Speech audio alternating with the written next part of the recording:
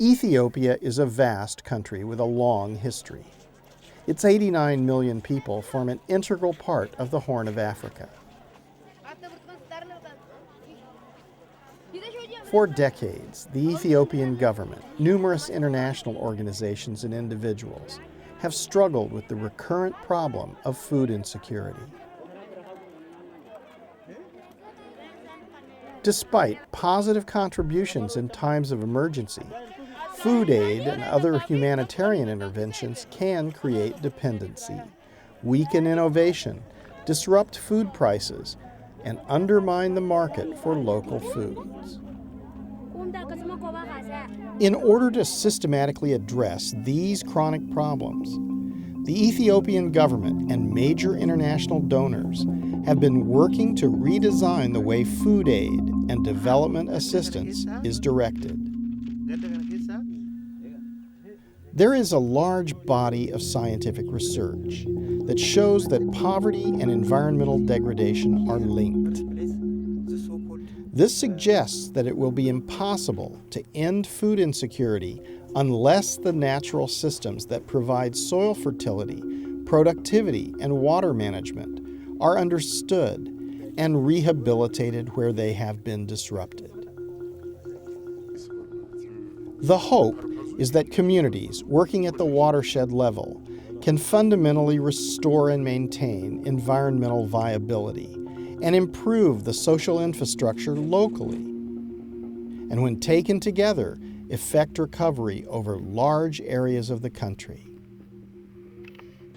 The local people planning the management of their watersheds are paid for their labor and can be guided by experts and supported by material and technical input through national, regional, and local support systems.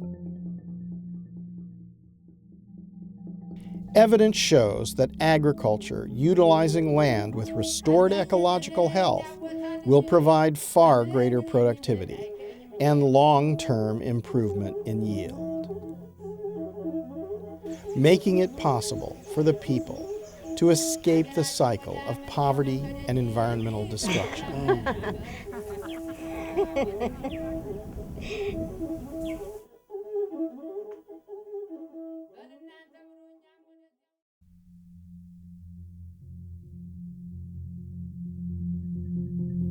The oldest human fossil remains known to exist were found in the Ethiopian section of East Africa's Great Rift Valley.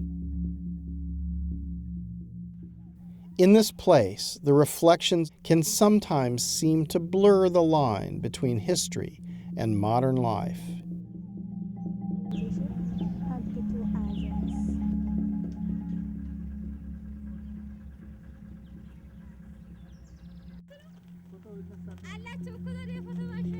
Ethiopia is the only African country to successfully resist colonization.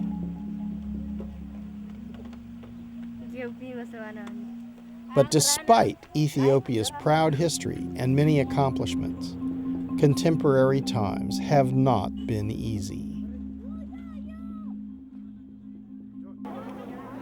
Prone for centuries to drought and famine, in modern times, these have risen to epic proportions. Over the years and decades, international food aid has prevented millions from starving, but has failed to address the fundamental problems causing food insecurity. The symptoms of poverty and hunger, while often commanding attention, have much deeper causes. The Productive Safety Net program is addressing many of the root causes of these problems. Agriculture has been practiced in Ethiopia for thousands of years. Some traditional practices that are still in use are causing environmental damage. Such practices are contributing significantly to low agricultural productivity and widespread poverty in Ethiopia.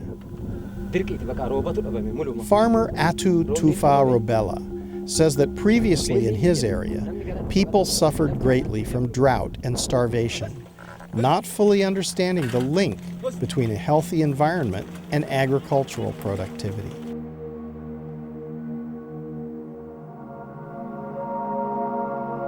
Nature, when pristine, covers the earth with a comforting blanket of living plants that have numerous ecological functions.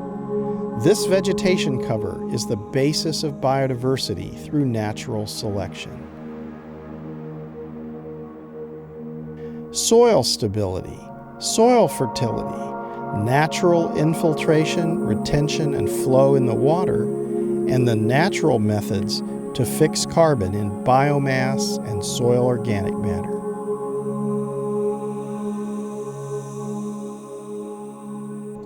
If we start at the top of the watershed, we can see that if the tree cover is removed, then during rainfall the water will not naturally infiltrate into the soil, but will flow away as runoff, taking large amounts of topsoil with it. Once this concept was embraced by Rubella and his people, and they began restoring the land, they were very happy with the results.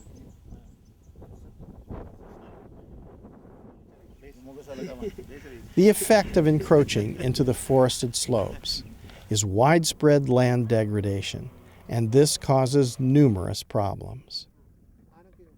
The constant erosion causes downstream changes in the capacity of rivers, making flooding inevitable, and ultimately causes lower agricultural yields. Likewise, planting on the sides of steep slopes or allowing livestock to graze without restriction can further degrade the land with similar results. In Ethiopia, deforestation is already at a critical point, with forestry cover at less than 5% at the turn of the century.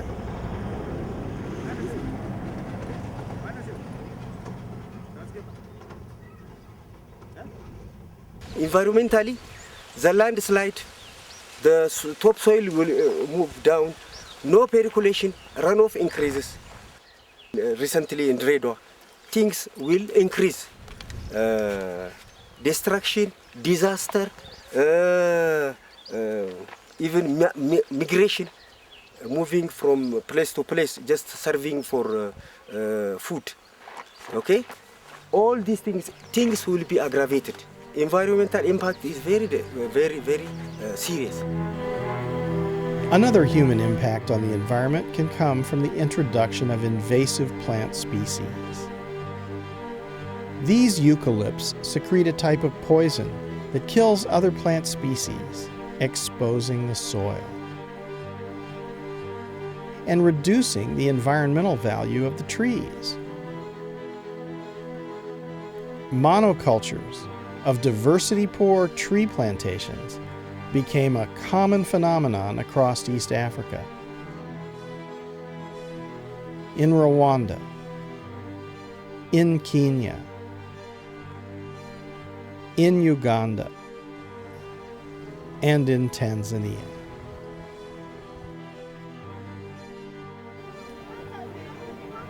Even the development response to Ethiopia's problems in recent years has now become a problem. Relying on emergency food assistance to prevent starvation has led to dependence in the recipients and even to donor fatigue as the problem spans the years and decades without being solved. The cycle of poverty and environmental degradation can be broken. It is possible to restore the underlying environmental and economic viability of the land. Evidence from scientific research from around the world is showing that integrated management of the environment and agriculture are required in order to ensure sustainable development. The Productive Safety Net program pays the chronically food insecure to improve watershed management, general environmental conditions, and their social welfare. This provides them with money to buy food. When there is no food on the local market, then the program provides them with food directly. These measures enable the households to avoid selling their livestock or other possessions to buy food. Our main objective is just to secure food for the chronically disastered peoples. The intention of the program is for communities on a watershed level to work together to restore their land. By hiring and paying the chronically poor, food insecure to work to improve watershed management and environmental conditions has already seen excellent results.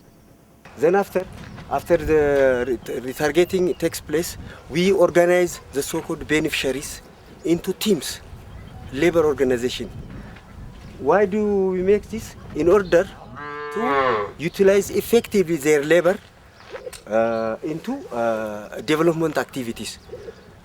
This catchment is treated community-based watershed planning. Okay, the community participatorily they themselves what they can achieve. Realistic plan that in the first place they prepared.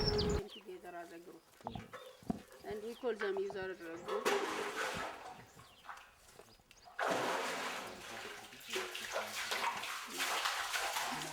The objectives of the activity is just to rehabilitate the degraded land, or in another way, to increase land availability by controlling the gullies. This is one objective. The other way is to protect the environment by itself. Okay? Not to exceed. The other thing is to upgrade the land productivity and fertility to overall satisfy their food crops and to provide forage for livestock near the farmland.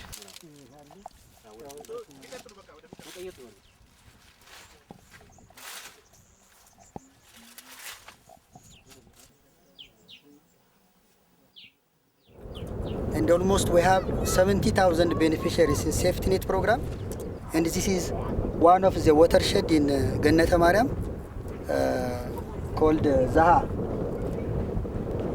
As you know, different activities like that of road, natural source, small traditional irrigation, and other activities are implemented.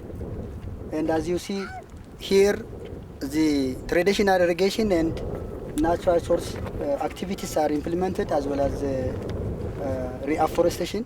Different techniques we, the farmers or the community, construct in these sites. For examples, hillside terrace, eyebrows, check dams,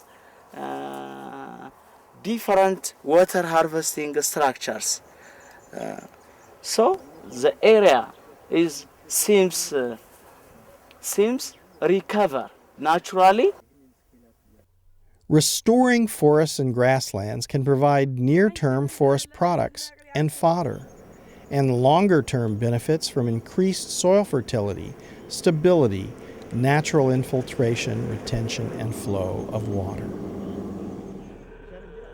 One challenge the program is facing is that more agricultural land does not mean greater yield. Closing off areas to restore ecological functions can result in higher yield and income by rejuvenating the land.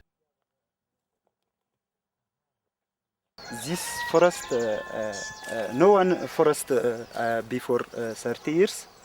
After 30 years, this mountain is very degraded.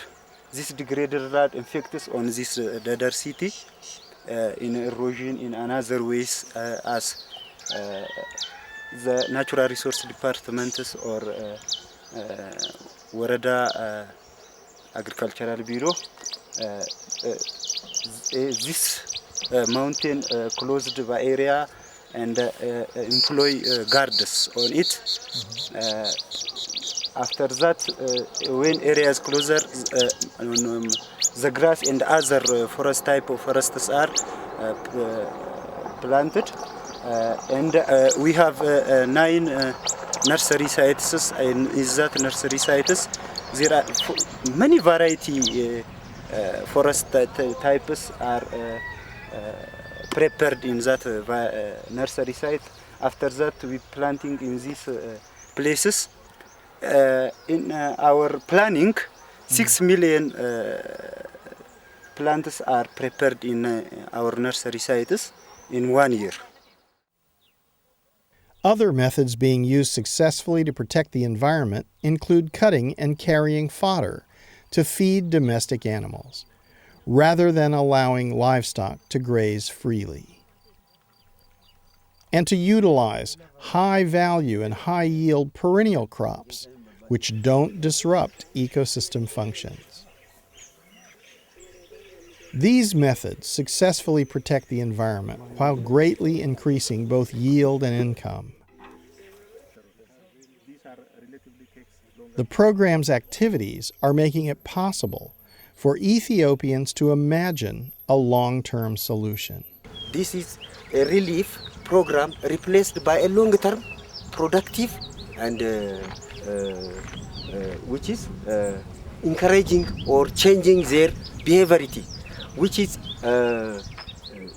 making them capable to just produce what they can, to build an asset for themselves, which makes a base of asset building for the beneficiaries, in order to encourage the performance of their activity, at the same time effectively utilizing working time. Okay? As part of the larger food program, the Productive Safety Net program is enabling Ethiopians not only to improve their agricultural practices, but to build sustainable livelihoods. A study of China's Lus Plateau reveals a very similar development trajectory to that seen in Ethiopia. Since the time of settled agriculture, the people of the Lus Plateau fundamentally degraded their environment, losing virtually all of the vegetation cover, natural fertility, and the natural infiltration and retention of water. The fundamental destruction of such a vast area causes widespread poverty and large-scale resettlement. There is now evidence that it is possible, through government-supported but community-led efforts, to rehabilitate large-scale damaged ecosystems, including returning ecosystem function that has been lost. The evidence also reveals significant information about the interrelationship between functional ecosystems and the human economy. For instance, following introduction of large-scale ecosystem restoration on China's Lus Plateau, not only has the environment significantly improved, but local incomes have more than quadrupled as agricultural productivity has increased. A new understanding of the interconnectedness of ecological health and productivity can also be seen in Rwanda. We are moving to about 85% of our farming systems to be in agroforestry systems. Reason being that we want to stabilize the terraces, the hill slopes, so that to minimize the erosion.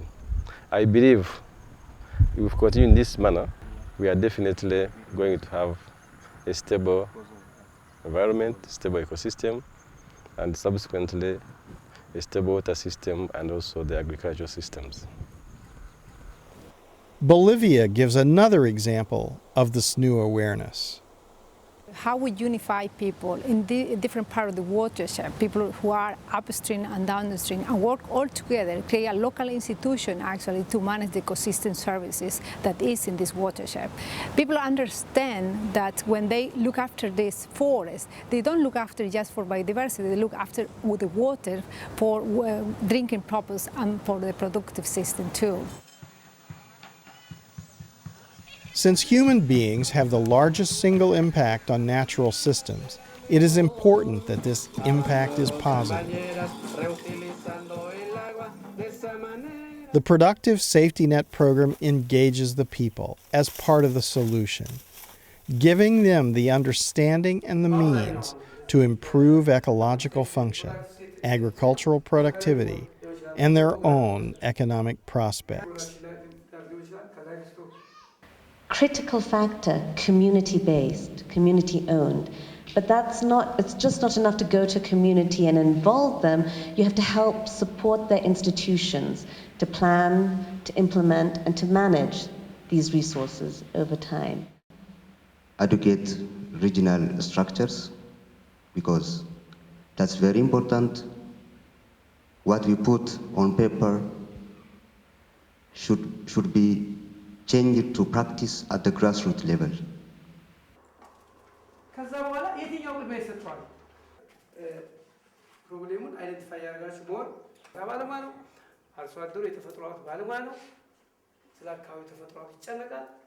My vision is just to collectivize a piece of land into watershed management through participatory planning approach, okay? By convincing. The planning approach by itself technically will just convince them, the peoples. When they see the productivity, the way we are just following, the methodology, the implementation phase, such and such things will just convince them. They will come to us. Originally, before treatment, this area, this watershed was like this. You can see very degraded areas.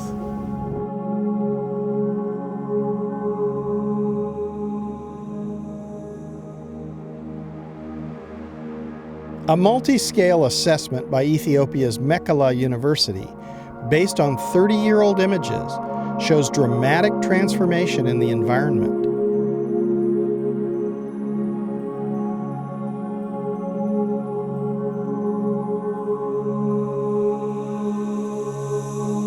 The Tigray highlands in the north of the country were once one of the region's most degraded areas.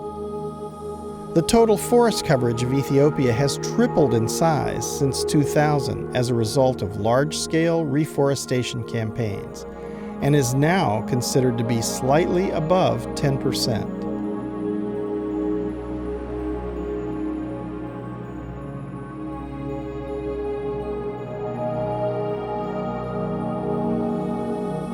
Change is visible, but a lot is left to be done, especially in designing forest areas for conservation, introduction of productive agroforestry systems, sustainable land management techniques, and further diversification of existing forest stands.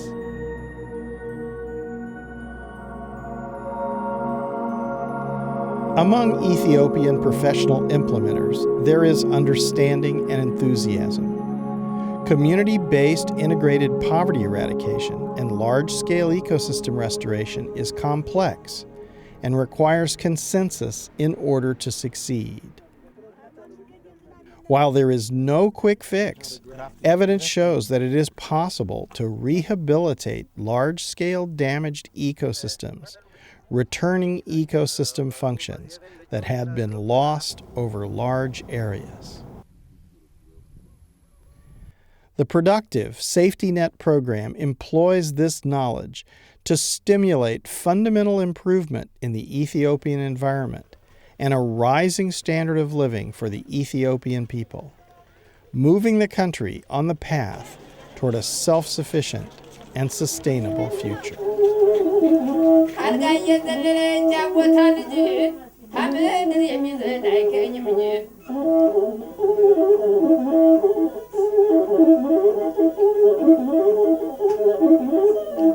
አገራችን ቆላ መስገን ነው ከደጅ እንዲህ ካፈላ ፈራፈራቹ ካፈርንጃ ወት እንጂ